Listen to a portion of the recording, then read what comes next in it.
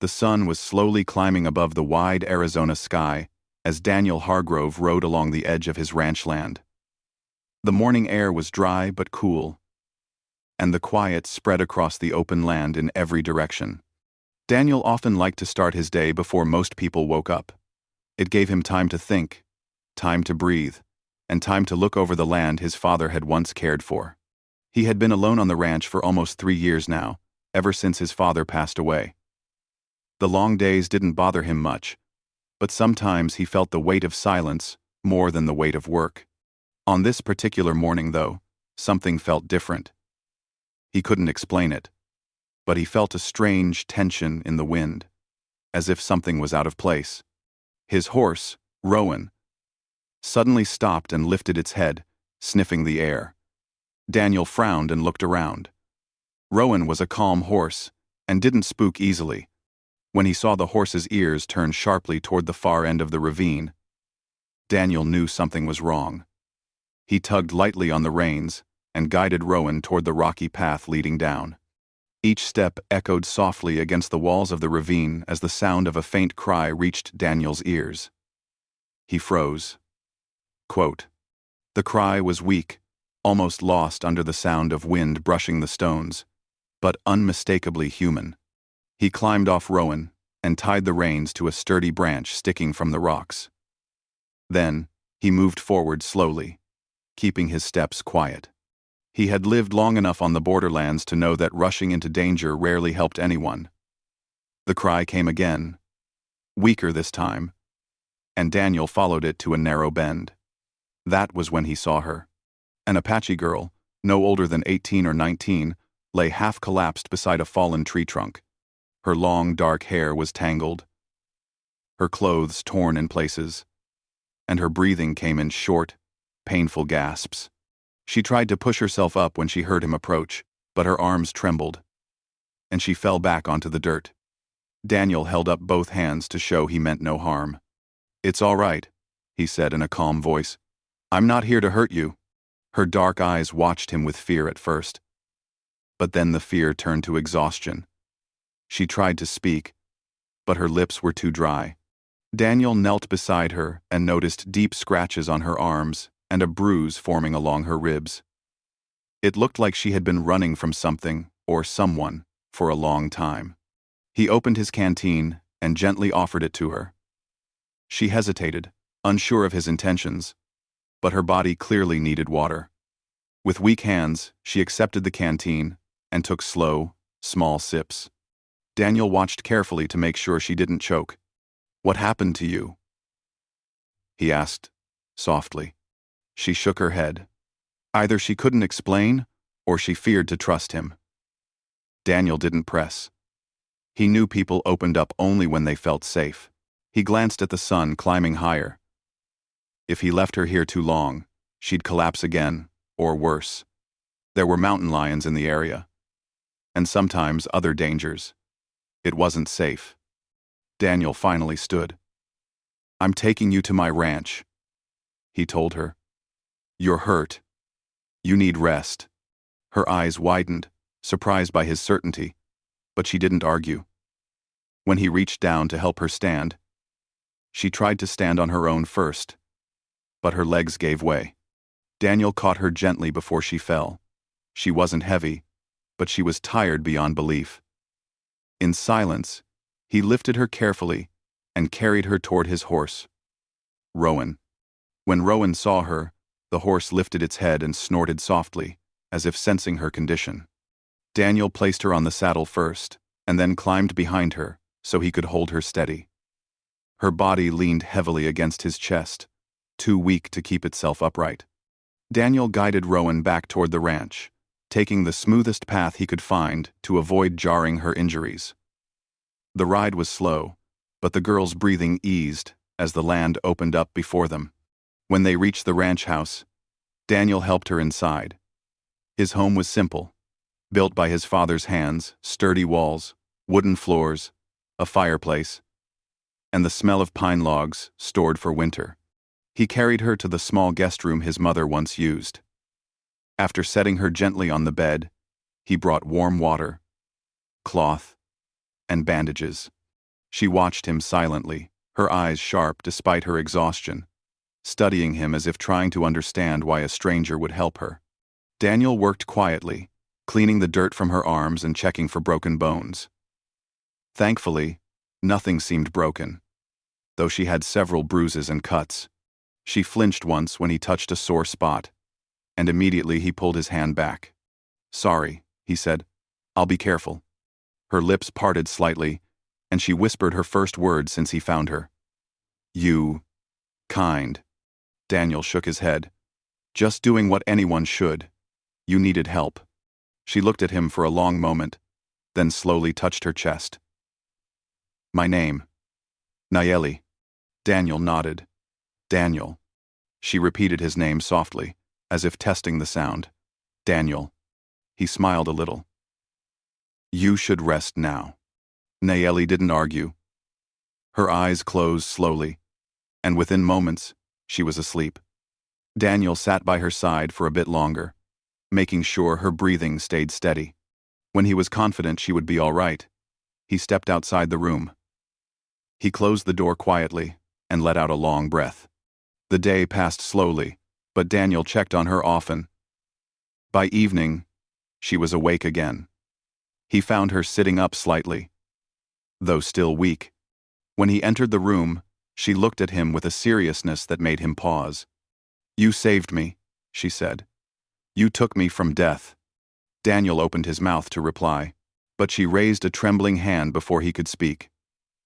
Her voice was soft but firm, carrying the weight of something deeper, something cultural, something sacred. "By tribal law," she said slowly, "I owe you a debt of honor." Daniel frowned gently. "You don't owe me anything. I just helped because you needed it." Nayeli shook her head softly. "In my people's way, saving a life is not simple. It ties two spirits. You protected me when I was alone. By our law, I must honor you." Daniel was confused but respectful. He didn't want to disrespect her beliefs. "What does that mean?" he asked carefully. Nayeli lowered her eyes, as if choosing her words. "It means your kindness must not go unpaid. It means I am bound to repay you with loyalty, respect, and service. It is our way. To leave a debt unpaid is shame." Daniel took a seat beside the bed, keeping his voice gentle. "Nayeli, you're safe here. You can rest as long as you need. I don't expect anything from you." Her eyes lifted to his again, filled with sincerity. "But I expect from myself." For the first time, Daniel felt the depth of her resolve. This wasn't a casual statement. This was something she believed deeply. Her culture honored those who protected life, and she wanted to respect that law. Daniel didn't fully understand tribal customs, but he respected her honesty. Outside, the wind brushed against the window. Inside, the small room, the moment felt strangely heavy, as if something bigger than either of them had begun. Neither of them knew how much their lives would change because of this meeting. But something unspoken passed between them, a sense of responsibility, a sense of connection, and the beginning of a bond neither had expected. And as night fell over the ranch, Daniel realized that helping her had already changed his quiet world. What he didn't know was that for Nayeli, the debt she spoke of was more than a simple tradition. It was a vow she intended to keep, no matter what challenges lay ahead. The next morning, Daniel woke before sunrise. As he always did. The quiet inside the house was peaceful. But he found himself thinking about the girl resting in the guest room. He wondered how she was feeling, and if she needed food or water. After washing his face, he went to the kitchen and started preparing a simple breakfast. He cooked eggs and warmed leftover bread from the day before. The smell drifted through the house, and as he set the food on the table, he heard soft footsteps behind him. He turned and saw Nayeli standing in the doorway. She looked stronger than the day before, though still a little unsteady. Her long dark hair was braided loosely, and she wore one of his mother's old dresses he had left folded in a chest. The dress was simple, but clean, and she looked grateful to have something fresh to wear. "Nayeli," Daniel said gently, "you should be resting." She shook her head. "I rested enough. I must move. My body needs strength." Daniel nodded and pulled out a chair for her. She sat down slowly, still careful with her ribs. He placed a plate in front of her, and she watched the food with appreciation. When she took her first bite, her eyes softened. It was clear she had gone days with little to eat. "This is good," she said softly. "It's nothing fancy," Daniel replied with a small smile. For a while, they ate in silence.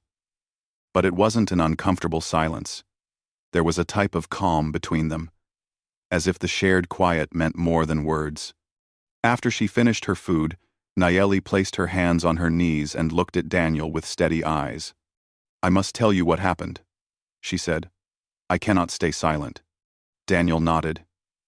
He had been waiting for her to speak when she was ready. "Only if you want to," she breathed slowly. "I was gathering roots with 2 other girls from my tribe. We were in the low valleys where the plants grow well. We did not know there were men nearby, outsiders. They rode horses and carried rifles. They came fast. The other girls ran in one direction. I tried to follow, but I slipped on the rocks. I fell, and they saw me." Her hands tightened slightly around her dress, and Daniel watched her with concern. She continued in a calm voice, though her eyes carried the fear of that memory. "They tried to catch me. I ran through the ravine, through the trees, anywhere I could, but they kept coming. I climbed rocks to escape, but I hurt my ribs doing it. I kept running until I had no strength. I hid behind a fallen tree. They searched, but they did not find me. After they left, I tried to walk home, but I was too weak. That is when I cried out, and you found me." Daniel felt his jaw tighten. He didn't know who those men were, but he had seen troublemakers pass through the area before. Some men looked at Apache people, not with respect, but with cruelty. It made Daniel angry to think that she had been chased like an animal. "You're safe now," he said firmly. "No one will harm you here." Nayeli looked at him, and her eyes reflected deep gratitude. "I know. That is why the debt of honor exists. A life saved must be answered with loyalty." Daniel sighed gently. He understood her belief, but he didn't want her to feel trapped. "You don't have to repay me. You can stay until you're healed, and then return to your people." She hesitated. "You speak kindly, but my heart tells me the debt must be paid, or it will trouble me. In my tribe, an unpaid life debt follows a spirit like a shadow." Daniel didn't know how to answer that. Instead, he offered another gentle smile. "For now, let's get you healthy." Nayeli nodded. Later that morning, Daniel began his daily chores outside. He fed the horses and checked the fences. He noticed that Nayeli came outside too, walking slowly but determined. She followed him without needing to be asked, watching how he worked. After a few minutes, she picked up a bucket of feed and set it down near the barn for him. "You don't have to help," Daniel said, surprised. "I want to," she replied. "My body is stronger when I move." He studied her for a moment and then nodded.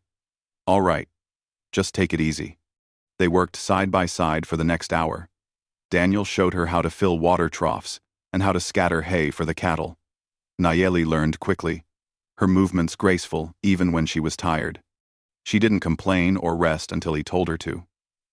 Daniel admired her quiet strength. Many people he knew would have stayed in bed for days after the kind of fear and pain she had experienced. But Nayeli seemed shaped by a different kind of resolve. As the sun rose higher, they took a break under the shade of an old cottonwood tree. Daniel brought water for both of them. Nayeli sipped slowly, watching the land spread out before them, the grass fields, the stone hills, and the distant ridges glowing under the sunlight. "This place is peaceful," she said softly. "It's home," Daniel answered. It's been in my family for a long time. She glanced at him, her gaze thoughtful. You live here alone? Yeah, he said. My father passed away a few years ago. It's just me now. Nayeli lowered her eyes with understanding. Your spirit carries loneliness.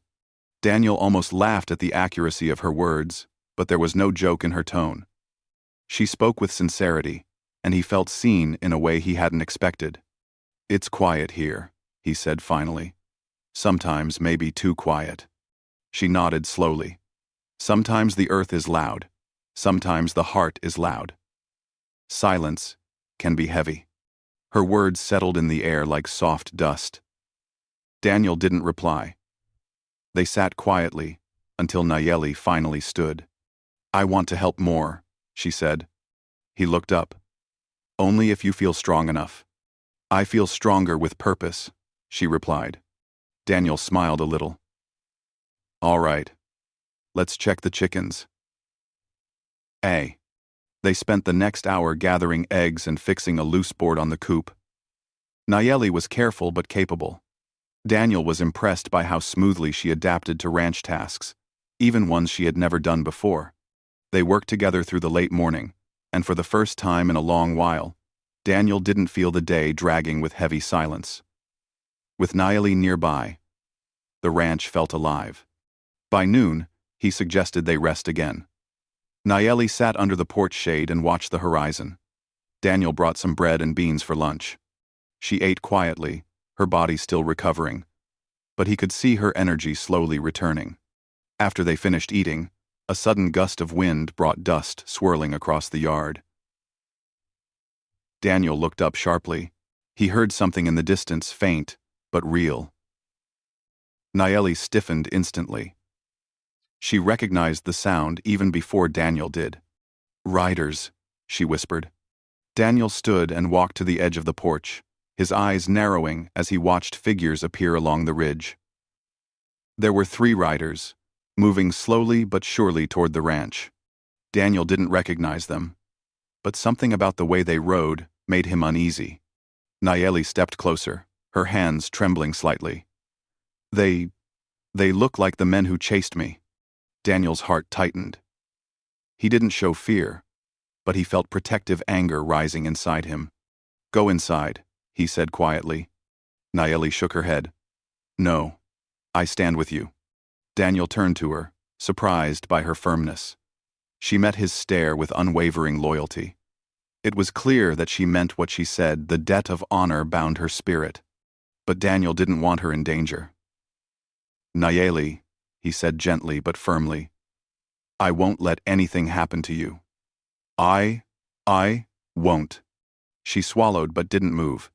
The riders stopped a short distance from the ranch, staring at the house with cold eyes. Daniel stepped out into the yard, putting himself between them and the house. The wind carried dust around him, but he stood strong, steady, prepared. One rider leaned forward in his saddle. We're looking for an Apache girl, the man said. Heard she ran this way. Daniel's jaw tightened. I haven't seen anyone. The man's eyes narrowed. You sure about that?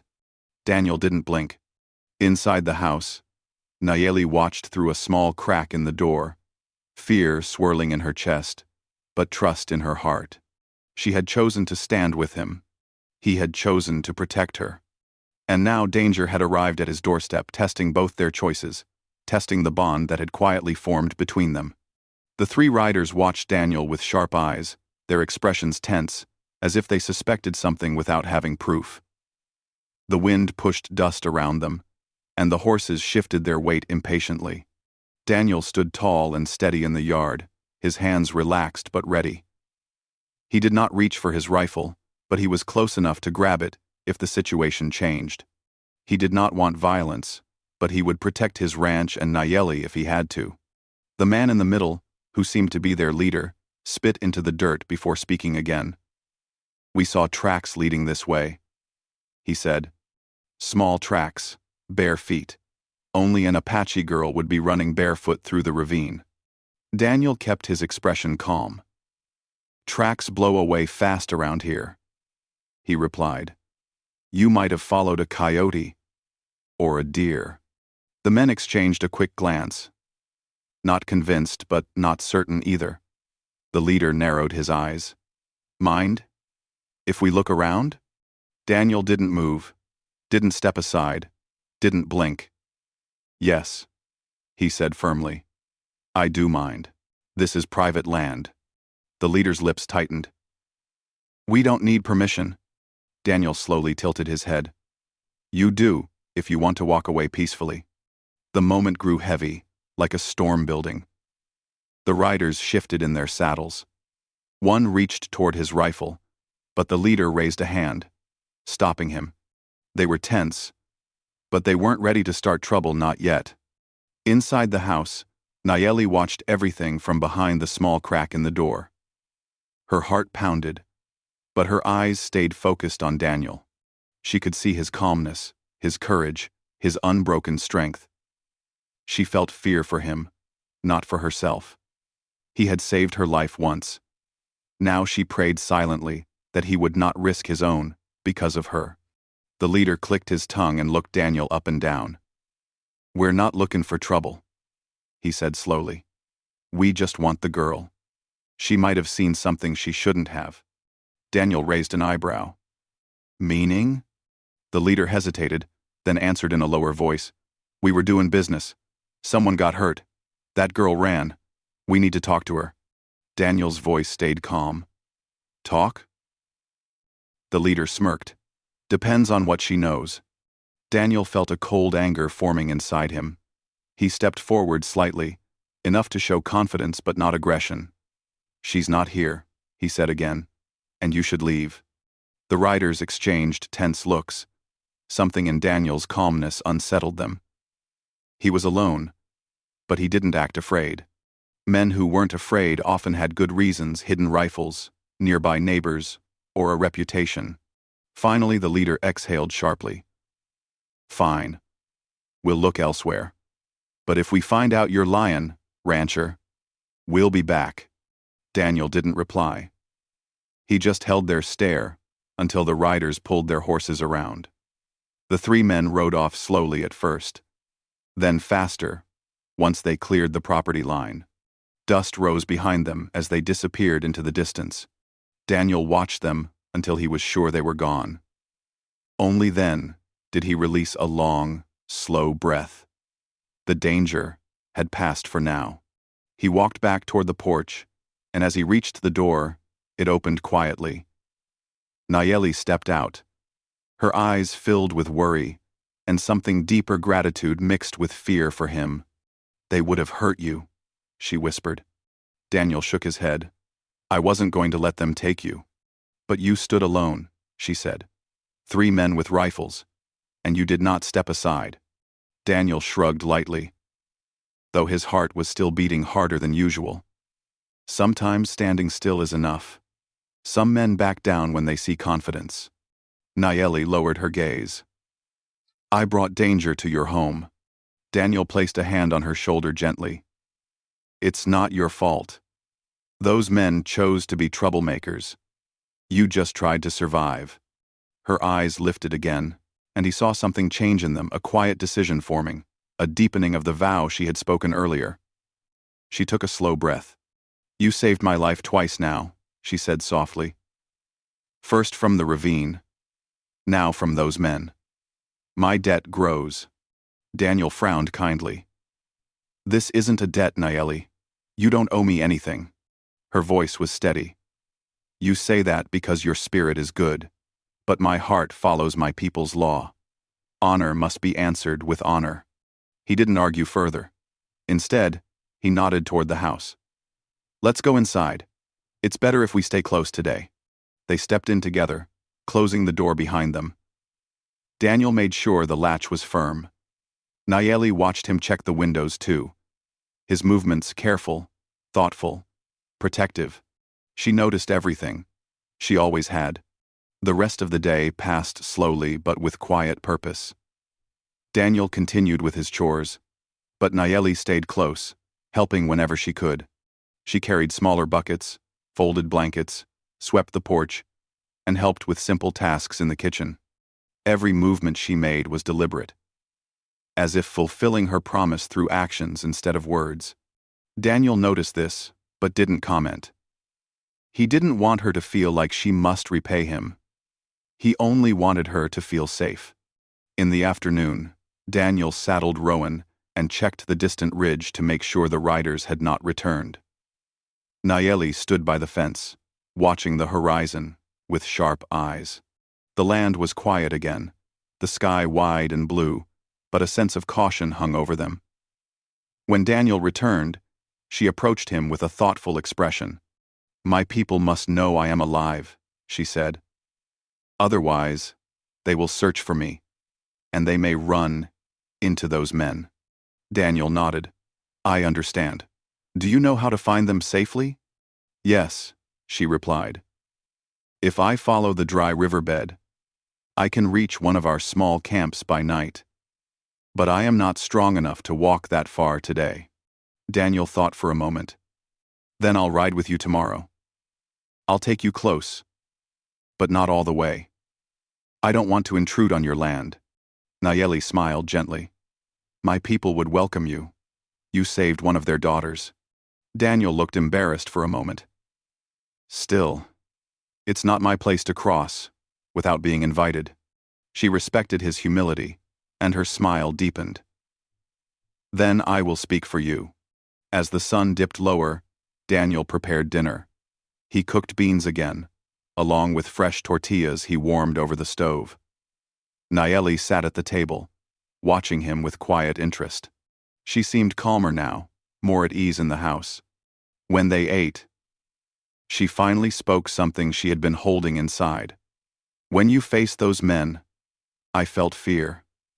But not for myself. For you." Daniel paused mid-bite. "Why for me?"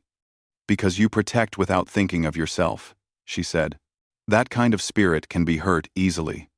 Daniel swallowed slowly. "I wasn't afraid." "I know," Nayeli replied. "That is what frightened me."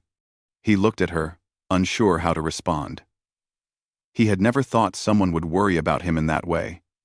He had lived alone so long that he forgot what it felt like to have someone concerned for his safety. After dinner, they sat outside on the porch to watch the sunset. The sky glowed orange and pink, and the warm air carried the scent of sage and dust. Nayeli wrapped one of his mother's blankets around her shoulders. Daniel leaned against the wooden post, letting his tired muscles relax. They sat in silence for a long time. But it was a peaceful silence, not the heavy loneliness Daniel usually felt. As the last bit of sun dipped behind the hills, Nayeli spoke again, her voice quiet but firm. "Daniel, the debt of honor is not a burden to me. It is not fear or duty. It is thanks from my heart." Daniel turned toward her. She continued, "Tomorrow, when we go to my people, I will tell them everything. That you saved me, that you protected me, that your spirit is strong and honest." Daniel felt something shift inside him, something gentle but powerful. He nodded slowly. "Thank you, Nayeli." The stars began to appear above them, one by one. The ranch felt calm again, but the danger had not disappeared. Somewhere out there, those riders still roamed, and they might come back. But for now, the night was peaceful. And tomorrow, a new path awaited them, a path that could change their lives in ways neither of them could yet see. The next morning arrived with a soft orange glow across the open land. Daniel woke early, as usual, but this time there was a different feeling inside him. Today he would ride with Nayeli to find her tribe. He hoped they were nearby and that she would be welcomed safely. He also hoped that the trouble from yesterday would not return. There was a quiet tension in his chest, but he pushed it aside and focused on preparing for the long ride. He saddled Rowan carefully and packed some water, dry food, and a small blanket in case the weather changed. As he tightened the saddle straps, he sensed someone near him. When he turned, he saw Nayeli standing just outside the barn, wearing the same dress from yesterday and wrapped in a light shawl. Her face was calm, but her eyes held determination. "Are you ready?" Daniel asked. She nodded.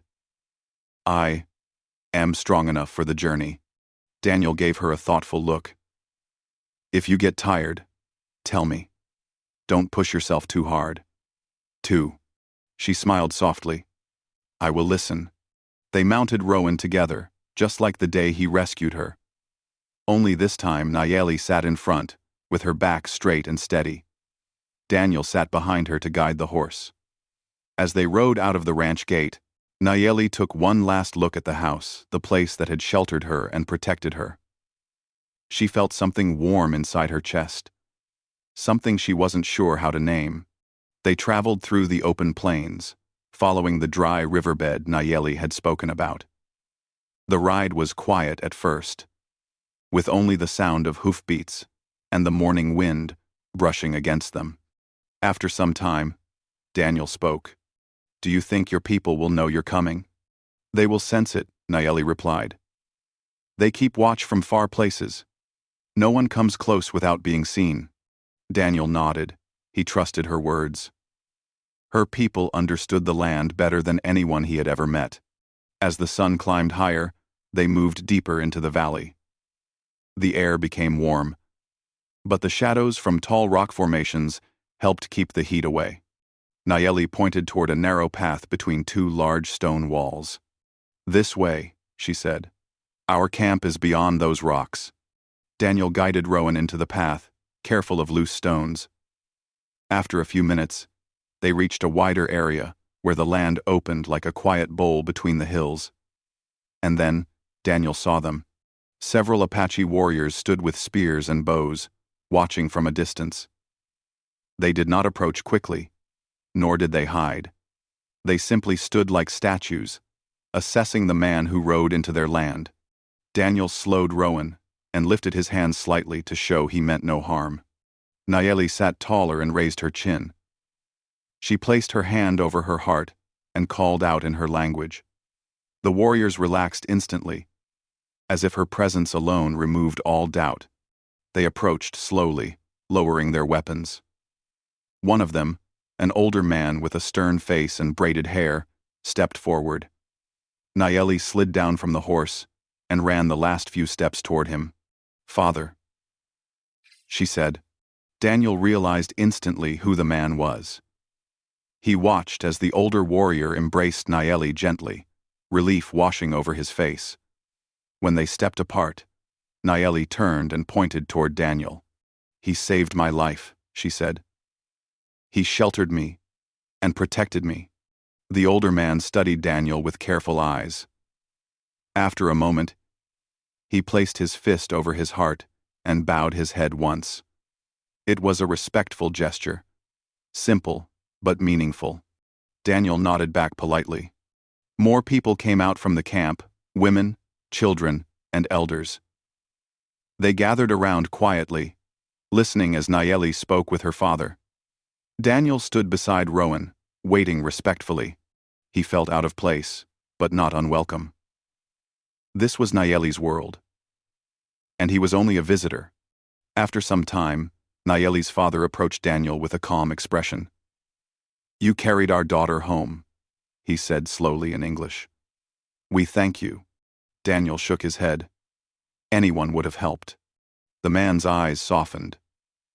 Not anyone. Some would have walked away. Some would have delivered her to danger. He paused and looked toward the hills, as if thinking of the riders who had chased Nayeli. You did not. Nayeli stepped forward. He stood against the men who hunted me. He faced them alone. Her father looked at Daniel with deeper respect.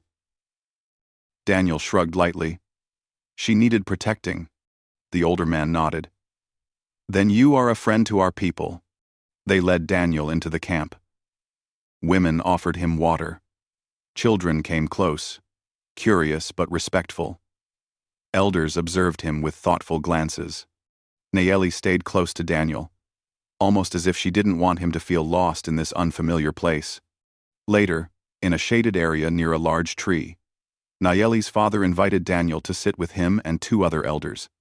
They spoke about the danger Nayeli had faced, the riders who had chased her, and the threat those men could pose to the tribe. Daniel shared everything he knew, and Nayeli added details she had remembered. The elders listened quietly, taking every word seriously. When the conversation ended, Nayeli's father placed a hand on Daniel's shoulder. "You may stay here for the night," he said. "It is safer than riding back alone." Daniel hesitated but agreed. He felt it would be rude to refuse. As the camp prepared evening meals, Nayeli guided Daniel around, introducing him to people she knew. The women offered him warm bread made from corn. The men showed him their horses and tools. Daniel observed everything with quiet appreciation. He understood the strength and discipline of these people. But he also saw their kindness. When night fell, the stars shone brighter than any he had seen in a long time. Daniel sat near a small fire, as Nayeli brought him a bowl of stew. She sat beside him, close enough that he could feel the warmth of her presence. "You are home now," she said softly. Daniel smiled a little. "This is your home, not mine." She shook her head gently. "You brought safety to my life. Part of my home travels with you now." Criberation, and next to formant. He looked at her, surprised by her words. Her eyes reflected the firelight, full of sincerity. "I don't know how to thank you," Daniel said. "You saved me," she replied. "And as I told you before, the debt of honor is not a weight to my heart. It is a bond." Daniel felt something shift again inside him, the same feeling he had sensed on the ranch porch, only stronger now. Something unspoken passed between them, a feeling deeper than gratitude, but not yet a confession. It was trust, respect, and something warm that neither of them said aloud. When the fire grew low, an elder approached Daniel. "We have a place for you to sleep," he said. Daniel nodded. But before he stood, Nayeli touched his arm gently. "You will return to your ranch tomorrow," she said. "But I will not forget.